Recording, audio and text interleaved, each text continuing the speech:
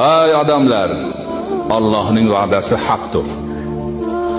Alloh bu dunyoda qilgan narsangni hisob kitob qilib yozib boraman dedimi, va'dasi haq yozib qo'yadi. Alloh ajaling yetgan kuni joningni olaman dedimi, va'dasi haq oladi.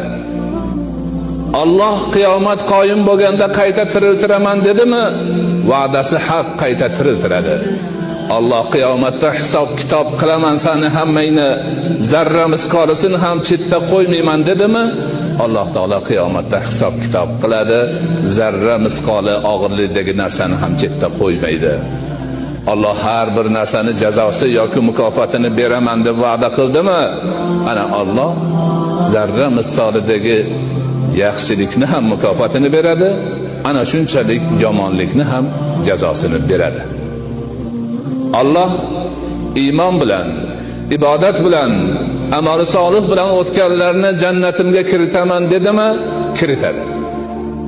Alloh kufr bilan, isyon bilan, nifoq bilan, fisq fasod bilan, yomonlik bilan o'tganlarni do'zaximga kiritaman deganmi, kiritadi. Bas shundoq ekan, sizlarni bu dunyo hayoti g'ururga ketkazib qo'ymasin. Bu dunyoni zebi ziynatidan aldanib qolmanglar. Bu dunyoni hoy havasiga uchib ketmanglar. Bas shundoq ekan, sizlarni g'arur ismli shayton, ko'p g'ururga ketguvchi badbaxt aldab qo'ymasin. Shaytonning yo'liga tushib qolmanglar. Uni gapiga aldanib Allohdan uzoqlashib qolmanglar.